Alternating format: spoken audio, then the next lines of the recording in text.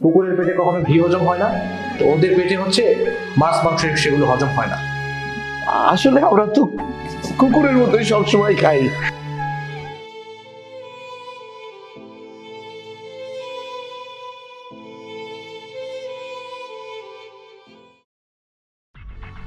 তাড়াতাড়ি খাও, আবার ছেলে দেখে বলবে। তুমি তাড়াতাড়ি খাও। খাইতেছি, কথা কর না। চাচা, আপনারা এখানে ফ্লোরে বসে কাঁচামরিচ, শুকনো মরিচ, পেঁয়াজ দিয়ে এই পানি দেওয়া ভাত খাচ্ছেন, তাও এখন এই সময়? না মানে হয়েছে কি বাবা, ছোটবেলা থেকে অভ্যাস তো, রোজা থেকে সারাদিন পর পান্তা ভাত কাঁচামরিচ দিয়ে না খাইলে পেট ঠান্ডা হয় না, তাই আর কি খাইতেছি না গো। কিন্তু এখনই ভাত কোথায় পেলেন? আমি তো দেখলাম রাকিবের বউ পোলাও মাংস রান্না করলো, এগুলো কোথায় পেলেন? বাজার এটা ফ্রিজে আসলো পরশু দিনের ভাত। না মানে হয়েছে কি, আমি বৌমারে বলছি যে গরম ভাতের মধ্যে পানি ঢেলে পান্তা ভাত দেওয়া আমারে, তাই আর কি। বৌমার কোনো দোষ নাই তো, এই পান্তা ভাত দিয়ে কাঁচামরিচ খাইতে না খুব মজা বাবা, ছোটবেলার অভ্যাস তো, তাই আর কি খাইতেছি। চাচা, সমস্যা আপনার না থাকলেও সমস্যা আমার আছে। আমার মনে হচ্ছে আপনারা মিথ্যা কথা বলছেন, আর এই সত্যটা জানার জন্য রাকিবকে ডাকতে হবে। না বাবা থাক না, ওরা ঘুমাইতেছে, ঘুমাক থাক, তুমি ওরা ঘুমাক। হ্যাঁ, ওরা ঘুমাচ্ছে, আর ওদের ঘুমটা আজকে ভাঙাতে হবে। রাকিব, রাকিব! বাবা, বাবা চাচা থামেন। রাকিব, রাকিব!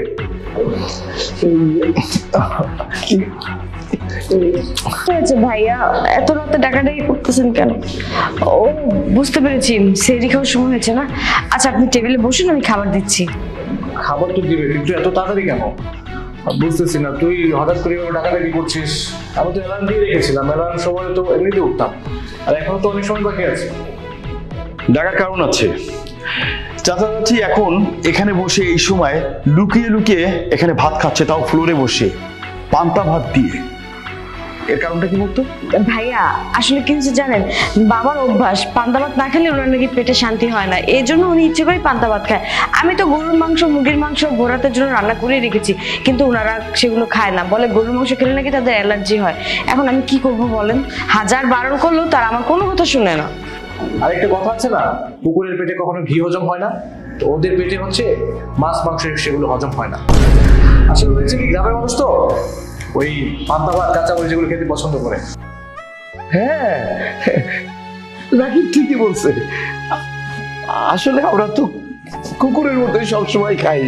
ঠিক বলছিস রাকিব রে, তোর মনে হয় মনে নাই, এই যে তোর বাবা মা তোর পিছনে কিন্তু অনেক অনেক সময় নষ্ট করছি।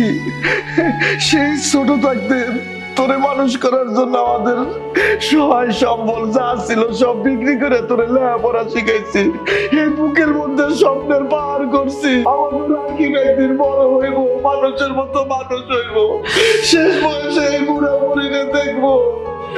কিন্তু আমাদের তো অনেক সুকপাল, অনেক ভাগ্য, শেষ পর্যন্ত এই ছেলের ঘরে আমরা কুকুর বিলের মতো আছি।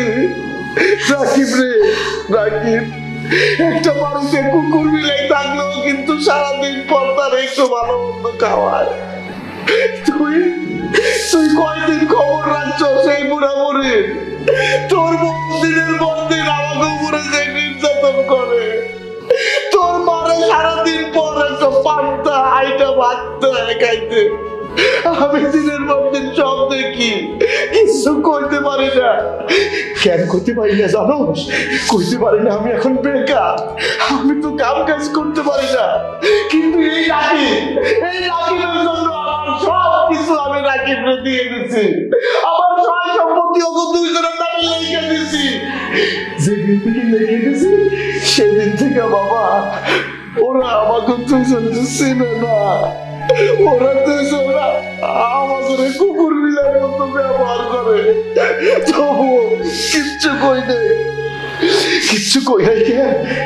আমাদের ভাইকে লিখন হয়তো কোনো জন্মে আমরা পাপ করছিলাম, সেই জন্য হয়তো বাবা এই নিয়ে তুমি বাড়াবাড়ি করো না, আমরা এইগুলা খাই সন্তুষ্ট আছি, সন্তুষ্ট আছি। তুমি ঠিকই কইছো, আসলে আমরা পাপ করছিলাম, পাপ করছি।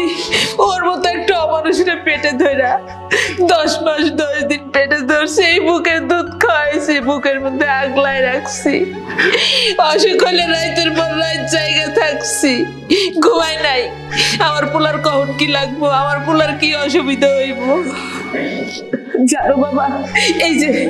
এই যে আমাকে পোলার বউ, এই বউ যতদিন আমরা সয় সম্পত্তি লিখে না দিছি ততদিন তার শ্বশুরের মাথায় তেল দিয়ে দিছে, গোসল পর্যন্ত করাই দিছে, কখন কি খাইবো না খাইবো সব খেয়াল রাখছে, হাত টিপা দিছে, পাও টিপা দিছে। আমি কোনো কাম করতে গেলে আমারে কাম করতে দেয় নাই, কয় মা আপনি আমার মায়ের মতো, আপনার কাম করা লাগবো না, আপনি বইয়া থাকেন। সম্পত্তি যেই লিখে দিলাম অমনি তাদের নতুন রূপ, তারা আর আমাকে চিনে না। মাইসে তো কাজের লোকের সাথেও ভালো ব্যবহার করে বাবা, আমাকে সাথে কোনোদিন ভালো ব্যবহার করে নাই। সব সময় আমাকে 3 দিন 4 দিনের বাসি পচা ভাত খাইতে দিছি। কি করবো বাজান, আমাকে তো হাতে পায়ে বল নাই, গায়ে বল নাই, বাইরে গেলে কাম করে খাইতে পারব না, তাই কষ্ট করে মুখ বুঝে সহ্য করে রয়েছি বাজান। এই বুড়ো মানুষটারে নিয়ে কই যাবো? তুমিও তো একদিন মা হবে বৌমা, তুমিও তো একদিন মা বাবা। আমি আল্লাহর কাছে কই তোমাদের সন্তান যেন এরকম ব্যবহার না করে তোমাদের সাথে। তোমরা ভালো থাকো, এই দোয়াই আমি করি, এই দোয়াই আমি করি। রাকিব, ছি ছি ছি ছি, আমার ঘৃণা হচ্ছে যে তুই আমার বন্ধু, কি করে পারলি এটা? মানে তোর নিজের বাবা মার সাথে তুই এই ধরনের আচরণ সম্ভব? আর তুই জানো কি, মানবাধিকার সংস্থার উপদেষ্টা, অথচ তোর নিজেরই মানবতার অভাব। কি করে পারলি? তোর বউ তো যথেষ্ট শিক্ষিতা, এখনো পড়াশোনা করছে, কি করে পারলো এসব? তোরা সেহেরি করছিস, রোজা থাকছিস কিসের জন্য? আল্লাহকে খুশি করার জন্য না, নিজের বাপ মাকে কাঁদিয়ে তুই আল্লাহকে খুশি করছিস? সম্ভব জীবনে? শোন রাকিব, তুই তো ভালো করে জানিস আমি একজন উকিল, আর আমি সবসময় ন্যায়ের পক্ষে থাকি। তাই চাচা চাচির ন্যায়ের জন্যে আমি তোর নামে মামলা করব, তোকে আমি কোর্টে হাজির করব, ঠিক আছে? বন্ধু তুই আমাকে আর লজ্জা দিস না, আমি যে কত বড় অন্যায় করেছি সেটা আমি আমার বাবার চোখের পানি দেখেই, আমার মায়ের চোখের পানি দেখে বুঝতে পারছি। আমি তো আসলে একটা অমানুষ হয়ে গেছি রে। আমি টাকা পয়সা ধন সম্পত্তির লোভে পড়ে আমি আমার বাবা মাকে ভুলে গেছি। আমি আমার জন্মদাতা বাবা মাকে আমি কিভাবে দিনের পর দিন টর্চার করেছি আমি এখন ফিল করছি। আমি কখনো বুঝতে পারিনি আমি আসলে যে অন্যায় করেছি তার কোনো ক্ষমা হয় না। বাবা বাবা তুমি আমাকে মাফ করে দাও, মা তুমি আমাকে মাফ করে দাও। আমি কথা দিচ্ছি আর কোনোদিন আমি এই ধরনের কাজ করবো না তোমাদের সাথে। ক্ষমা চাও, ক্ষমা চাও। মা বাবা আপনারা আমাকে ক্ষমা করে দিন, আসলে আমি সম্পত্তির লোভে পড়ে আপনাদের সাথে এত দুর্ব্যবহার করে ফেলেছি। আমার বোঝা উচিত ছিল আমি একদিন মা হব, রাকিবও বাবা হবে, তখন আমাদের সন্তান আমাদের সাথে এরকম করলে কিরকমটা ফিল হবে সেটা আমরা এখন বুঝতে পারছি। আপনারা যদি আমাদের ক্ষমা না করেন আল্লাহ আমাদের ক্ষমা করবে না। মা আমি তো আপনার মেয়ের মতো, আপনার মেয়ে যদি অন্যায় করতো আপনি তাকে ক্ষমা করতেন না। আজকে থেকে আপনাদের কোনো অযত্ন হবে না, আমি সবসময় আপনাদের যত্ন করব। বাবা রে বাবা, আমরা তো বাপ মা, সন্তান তো ভুল করবে, ওইগুলা আমরা মনে রাখি নাই। তোর ভুল যে তুই বুঝতে পারছো সেইটাই শান্তি। বৌমা আমরা কিছু মনে করি নাই, কিছু মনে করি নাই। আমরা কিছু মনে করি নাই তো এখন কথা বৌমা, আমাকে বুড়া বুড়িরে 3 বেলা পেট ভরে 3 মুঠ খাইতে দিলেই হইব, আমরা তাতেই খুশি। কি কও? না, চাচা চাচি তোদেরকে ক্ষমা করলেও কেন জানি আমি পারছি না। তোর বাসায় ভুল করে আমি একবেলা খেয়েছি, আর ভুল করতে চাই না।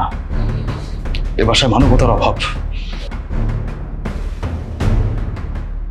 দোলা তুমি যাও, খাবার টেবিলে খাবার রেডি করো। মা বাবা আজকে অনেকদিন পর সবাই মিলে একসাথে স্যারি করবো, চলো। আহা এগুলো থাক না, তোমার বৌমা নিবে এগুলো, চল।